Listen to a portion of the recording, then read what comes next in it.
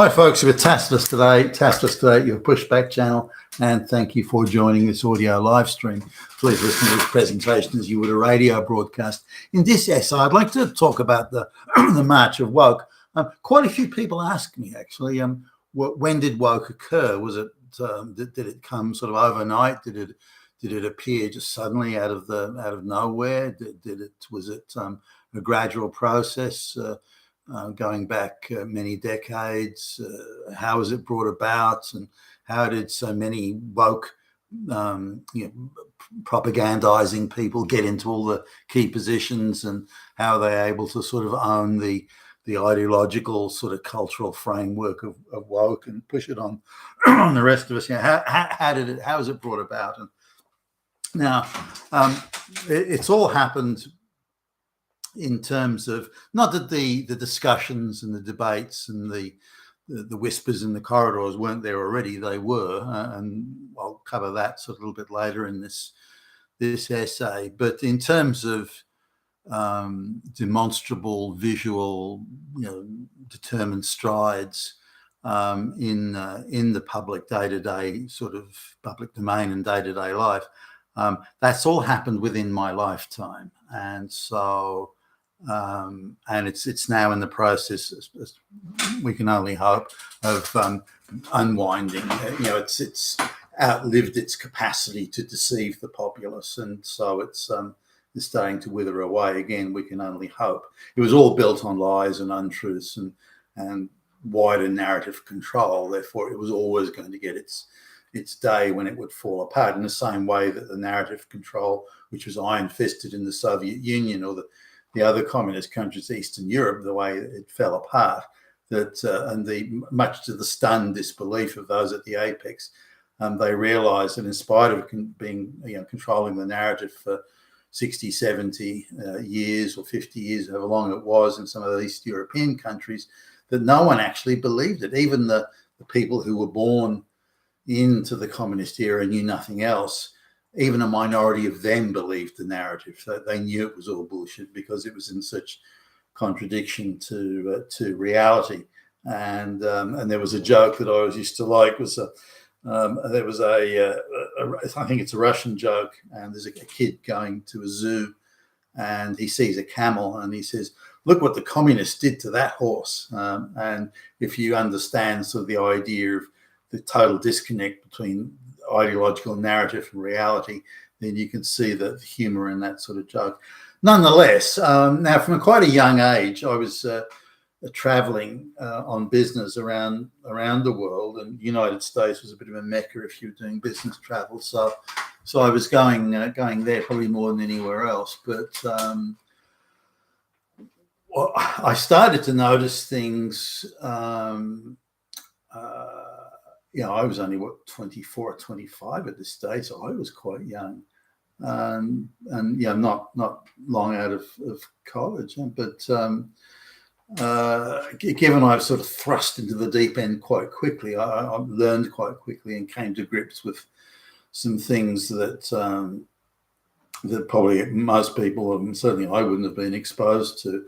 But anyway, to give you some idea of America is where it all kicked off. Wherever I went in the world, I didn't see woke or anything that, not that I would necessarily given it that name at the time, but political correctness and so on. Even in places like, and we see this in the early James Bond movies, even.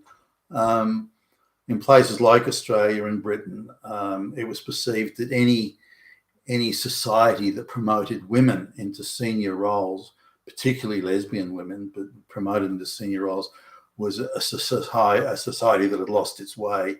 It was in decay, and it was guaranteed that it would fall apart and that it would be consumed with spite and all sorts of pettiness and contradictions and so on. As an illustration of this, the character of Colonel Klebb, I think it was in From Russia with Love, I think it might have been the early James Bond movie. And you see this throughout the time, that it was perceived that if, particularly lesbians, but gay people too, if lesbians angry lesbians are put into positions of power, then that's effectively spelling out the end of your society. It's already on a downward spiral from which it will never recover. Now, that may take time to play out, but it'll happen. And I think we can see that today. Now, so I'm going to the United States on this particular trip. And again, I suppose I'd be about 25 years old.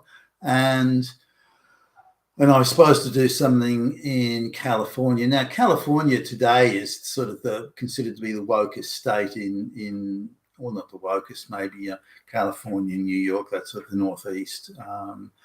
Considered to be the wokest parts of the US. I didn't notice it at the time. I didn't see that. If it was there, then I missed it.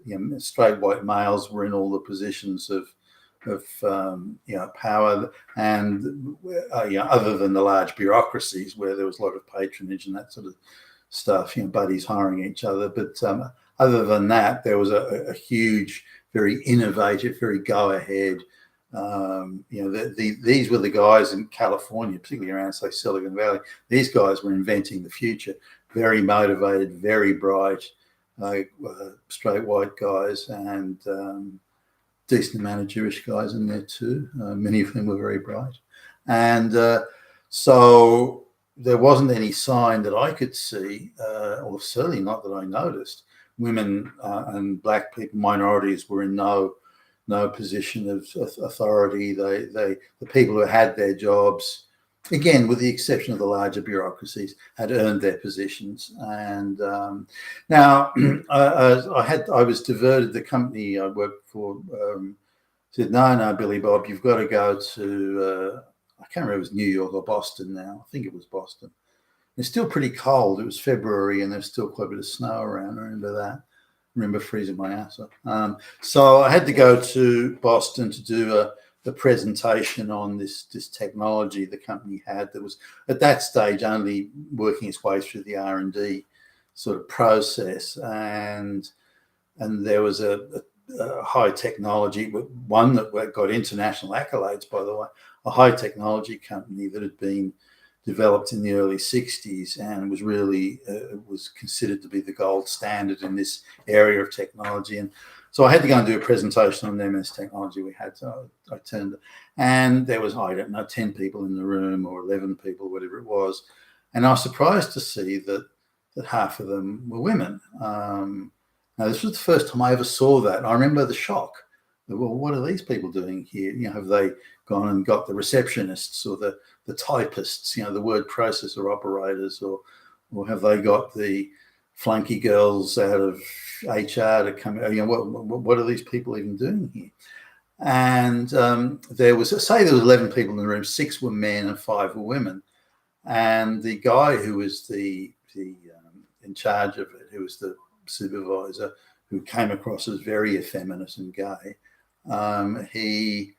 he said the meeting couldn't start until they had another woman come in, so there would be perfect gender balance. There was no brown or black people there, but they had to have perfect gender balance. And the first cohort of, if you like, equality was women, bringing white women into this so-called equal outcomes type metric that of course later on was to dominate so much of it. And so they found another woman. I don't know where she was from, but it was fairly obvious to me doing the talk, doing the presentation, that the women were bureaucrats. They behaved like bureaucrats. They acted like they were government officials, and they didn't have any sense of, there was, they knew almost nothing about the technology. They had no role in, and didn't seem to care in, making the company successful. They were just passengers. They were bureaucrat passengers that had been installed as part of some equity program, and they were lightweights. They just shouldn't have been in the room. Now, the conversion was also happening in the supervisory staff of this organization as they took me around and showed me around. It was all very impressive, but they were still trading off the hard work that was done by the innovative, inventive, straight white males that had built this organization. They're now moving into the next phase. Not that I saw it in those stark terms, by the way, but they're now moving into the next phase of equity programs. And looking back over it, you could sort of see that the company had lost its way, that they no longer were at the cutting edge of technology. They no longer were the fire in the belly, innovators and inventors that they had been. And so they, in order to keep them afloat, because they employed quite a few people, in order to keep them afloat and keep the brand afloat, this brand that it once had and received accolades worldwide, the government was shoveling money into them. And the government that was already infected with this equity type attitude was saying, well, you have to have lots more women in scientist roles. So in order to quickly sort of just create the optics that were needed, the company was grabbing any white woman who was upright and warm and sticking her in, you're an assistant research scientist and so on, because they weren't. They'd never achieved anything, accomplished anything, and they didn't care. They were being gifted jobs they hadn't earned. And this was the beginning of my first exposure of equity programs. And again, this was in the Northeast United States. So, and I thought this was strange. So I was having lunch. A couple of them sort of took me out to lunch, and a nice lunch, by the way. It was a very nice restaurant.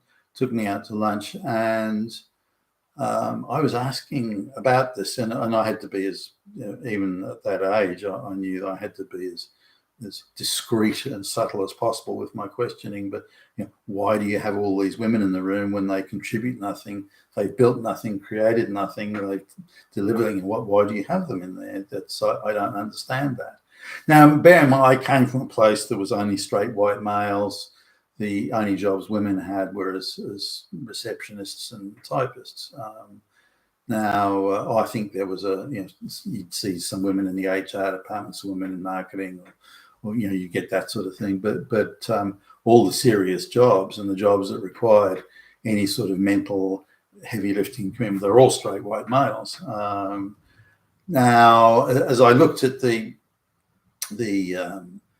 other companies in the United States, as soon as I got away from the what were later to become the epicenters of wokeness, the Northeast, California, and so on, when you go to places like Texas, and then you were suddenly in the same situation, or the people in charge, the people making decisions, the people that were inventing this and creating that, they're all straight white males. So you get that again, and it really, outside of the Northeast was the first place to kick this off.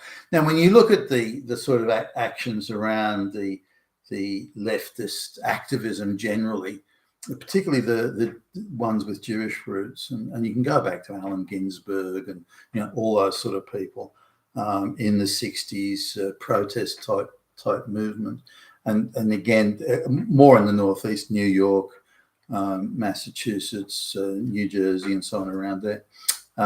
You see this same sort of thing, that this is where I noticed woke kicking off. Now, how are they able to spread this so uniformly across much of the United States and across the business sector? So say fast forward a year or two, and I'm back in the States, and just one time I arrived. Bear in mind, I'm sort of spending six trips a year to the United States at 3 to 5 weeks at a time, that sort of thing. So I'm spending quite a bit of time in the US, going to other places around the world as well, but spending quite a. And then just one day I arrive, and everyone's talking about. There's an expression I had. Oh, so-and-so, she's a clever lady. She's a clever lady, and they were saying it with sort of mythical type gusto to the. It could almost be the Islamic thing. God is great. God is great. Yeah, and this was, and it was like an intro and an outro to the conversation. So they were talking. Oh, I think we should get Billie Jean in on this meeting. She's a clever lady. Clever lady. Now you'd meet Billie Jean, and you think, well, by what on what basis are you deciding she's a clever lady? She's not coming across anything like a clever lady. And it's an expression that was all over the United States that, I don't know when this has been, I suppose the early 1990s, late 80s, early 90s. So something around there, but that expression just suddenly appeared. And I found that certain expressions, all to do with wokeness and political correctness and equity programs, that these expressions would just suddenly appear quite quickly.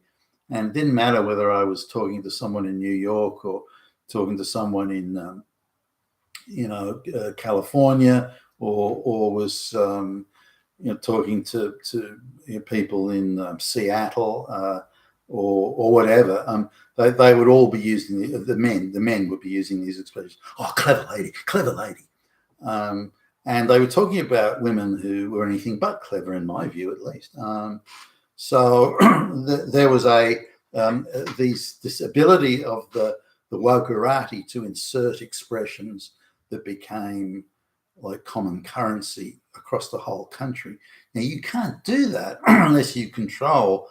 You have to be in a puppet master position of some power and influence to be able to do that. Suddenly, everyone's using that expression, and particularly given it's not true. It's not an expression that relates to someone who actually is clever. It's a justification for promoting women and putting them in senior positions.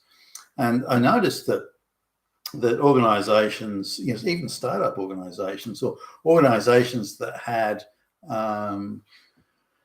there were Jewish financiers, Jewish bankers, and so on. They were the most prone to this. So I realized that connection sort of fairly early on, that there seemed to be in the background there always appeared to be these Jewish financiers that were arranging this. And I thought at the time, given my youth and my view of things, why would they give a shit? What was in it for them to be so aggressive in promoting the promotion of women who had not earned their position? These weren't women who had achieved or accomplished something. So they were replacing accomplished men with unaccomplished women. I never could understand that. And I noticed this gradual decline in standards, because in order to create equity, you must lower standards. You can't have high standards and equity. Just doesn't happen that way. In order to have equity, you must have lower standards. Now, if your focus is equity, then you simply keep on lowering the standards until you get the equity. So it involves a continual devolution of away from standards or high standards or meritorious-based, independently assessed standards into low standards, which, of course, we see now all across the education department. If you look at the amount of Western education departments that have even basic literacy and mathematics standards accomplishment or proficiency tests are being removed for teachers and even assistant lecturers in colleges and so on. They're there to spout propaganda, not to educate the kids. And this increasingly became part of what I was observing. I was at a meeting in again, this would have been the late 80s, and I think it was in California. And already it was I'd noticed that the straight white male inventors that had built the modern technology era worldwide, they seem to be disappearing and being replaced by equity appointments. The people that were replacing them had nowhere near the capabilities of the folks that had invented and created the technology revolution of the time, which I was sort of right in the middle of. And the people who were being appointed were manifestly of lesser quality. And not that I didn't quite see it in these stark terms that it was a straight out and out equity program, but I did see it as that this is going to cause terrible decline. This is a decline all across the board. Why are you people destroying yourselves with this madness? And even that I was picking up as a man in his 20s. Now, at around this time, I started noticing that on the narrative control that, and I've mentioned this a number of times before, that because I was traveling across so many time zones in such a sort of a tight time frame, and because the cleaning and the housekeeping of the aeroplanes I was traveling on wasn't that good. If a plane arrived in from, so I was catching a plane from, I don't know, Los Angeles to New York. That plane had come in from New York. So I had yesterday's New York newspaper. I had today's, this is pre-internet times, by the way. I had today's Los Angeles Times. And then I'd have the following, because it gets to New York, then I'd get the New York paper. Then it would be a meeting of a few hours, then straight out to London, for example. So I'd have the Los Angeles, the New York, and the London newspaper all within a 48-hour cycle of news. And I noticed reading the newspapers, they had exactly the same editorials. So the editorial in New York would say that women are being oppressed by evil, bad, fascist, Nazi, white men. 50% of all women are being raped daily. And exactly the same in Los Angeles, exactly the same thing would be said. 50% of all New York women are being raped daily. And then the London newspaper would say 50% of all London women are being raped daily. And it was the same article. They would just change the name of the academic who did the study. So they were able to produce on demand studies right across the Western world, all saying that straight white men were evil, fascist, Nazi, Hitler-like oppressors of women. And the only way to prevent this was to put women in supervisory and managerial positions of power. And this was the only way to stop this. So I realized at that time then that the narrative control. So there was control coming in from already at the time. I put together, well, hold on a minute. This is internationally coordinated globalist narrative. Not that I gave it the globalist name at the time, globalist narrative, and that the banks and the financiers are aggressively pushing equity programs. The first tranche was white women. The next tranche was people of color, and this was clearly an organized program. Now it was a little bit ad hoc in as much as it was more warmly received by the activists, say in the northeast United States, but it was slower to take hold in Texas, or that sort of thing. So there was those type of differences, but the aggressive nature of putting it in place that was happening all throughout the as I remember it, certainly from the early to mid 80s onwards. And I didn't pick up on it straight away. There was other things I was doing. I was busy, and I didn't have a decision-making roles of I was just there as a fetch and carry flunky to gather information and so on. But as I, by the time I was sort of 25 or 26, I was already moving into decision-making type roles where I had greater amounts of discretion and more time to reflect on certain things. And that's when it became apparent to me what was going on, that it wasn't random. It wasn't a case of a few radicals here and a few activists there just stepping out of line or something. It was an organized program, always coordinated. I wouldn't say as well organized back then, but it's certainly coordinated, and it was certainly top down. It was being imposed. No one actually agreed with the idea of replacing competent men with unqualified women. No one even, the women who were the recipients didn't mind. But I noticed this in banks or finance companies where they had this mad rush to put women in positions of power and give them fancy titles. So they were grabbing anyone. It could have. They would just randomly grab a receptionist and say, "Okay, you're now the deputy director of customer satisfaction," something like that. And they were just creating these crazy, which they still do today, creating these titles and sticking minorities, again, the first tranche being white women, into these roles. But other phrases, I mentioned the one, clever lady and so on. There are other phrases that were also around equity, promoting the idea of equity, instilling in people the idea that there were these vast numbers of brilliant, genius women being held back by evil, toxic white male workplace, fascist, Nazi, views and propaganda styles and so on. But they were successful because the white men believed in the system. They believed in the justice system. They believed in the law. They believed in the law courts. They believed in that their politicians were, give or take, their politicians were there to serve them, and so it wasn't for that very high levels of social trust. It wasn't for that, then the woke program could never have been unfolded, never have been inserted. It was only the trust and faith Western people had in their institutions that allowed the globalists to infiltrate those institutions and then deceitfully, and I would argue treacherously, use that trust in order to deceive and impose, top-down impose on the people, on the Western people, the globalist program. Now, I think people are waking up to that now. I think they woke up to it some time ago. So the globalists moved to the second phase, which is to make sure that only globalist, pro-globalist politicians, stooges and puppets are available to be elected into public office. and Donald Trump came from outside the mainstream there. And you see a couple of examples of it, like Ron DeSantis, the governor of Florida, for example. He came from sort of the outside there. Donald Trump, and there's a few others that are Elon Musk came from out of left field, that sort of thing. If Elon Musk hadn't bought Twitter, I would be very surprised if Donald Trump would be president today.